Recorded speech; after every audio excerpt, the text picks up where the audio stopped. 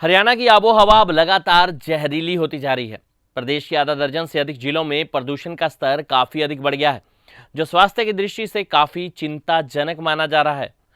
प्रदेश में हाल ही में air quality index यानी वायु गुणवत्ता सूचांक 317 दर्ज किया गया, जो शुद्धता के माने 50 से करीब 6 गुना ज्यादा अधिक है।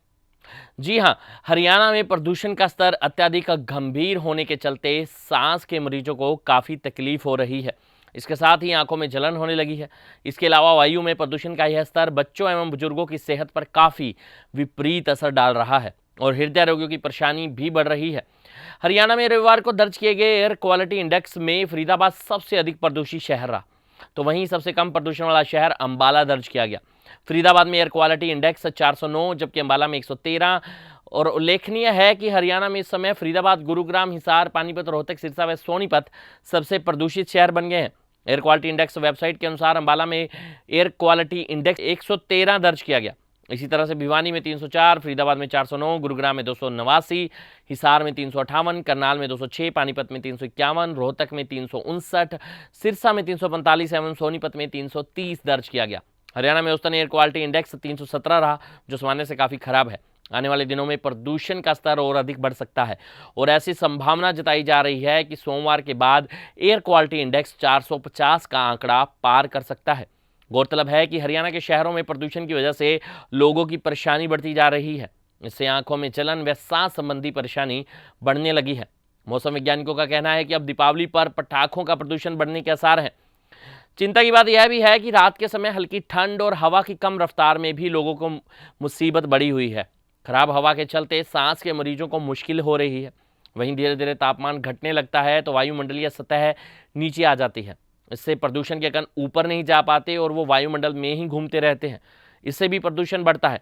पराली भी प्रदूषण का एक बड़ा कारण है। जी हाँ, हरियाणा और पंजाब में हर साल बड़े पैमाने पर धान की खेती की जाती है। पंजाब में करीब 29 लाख हेक्टेयर, जबकि हरियाणा में 13 लाख हेक्टेयर में धान की फसल है। अब किसानों की ओर से फसल की कटाई व कढ़ाई करने के बाद अगली फसल की तैयारी की जा रही है। इसी कड़ी में किसान अब पराली का प्रबंधन करने लगे हैं, तो वहीं इसके साथ ही बड़े पैमाने पर अब भी पराली जलाई जाती है।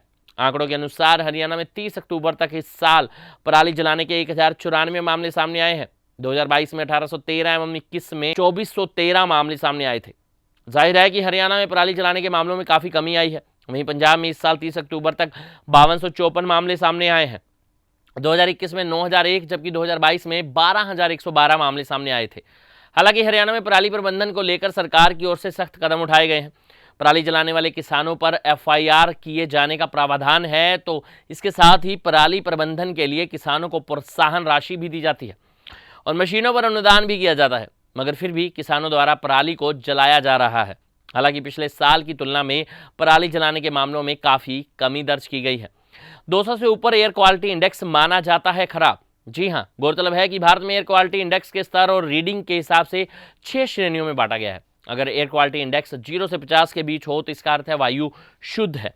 51 से 100 के बीच एयर क्वालिटी इंडेक्स में वायु की शुद्धता को संतोषजनक माना जाता है। 101 से 200 के बीच मध्यम, 201 से 300 के बीच खराब, 301 से 400 के बीच बेहद खराब, जबकि 401 से 500 के बीच गंभीर श्रेणी माना जाता है। चिकित्सकों का कहना है कि इस मौसम में ठंडा पानी नहीं पीना चाहिए, इससे शरीर के अंदर ठंडे पानी के कण जम जाते हैं। यह भी सलाह दी गई है कि बिना वजह घर से बाहर न निकलें और मुंह पर मास्क एवं आंखों पर चश्मा भी अवश्य लगाएं। वहीं हरियाणा प्रदूषण नियंत्रण बोर्ड की ओर से खराब मौसम के मद्देनजर एडवाइजरी जारी कर दी गई है। लोगों को बेहतर मास्क लगाने की सलाह भी दी जा रही है। प्रदूषण बढ़ने पर ग्रेप 3 लागू कर दिया गया है। ऐसे में निर्माण से लेकर पेंट तक का कार्य बंद कर दिया गया है।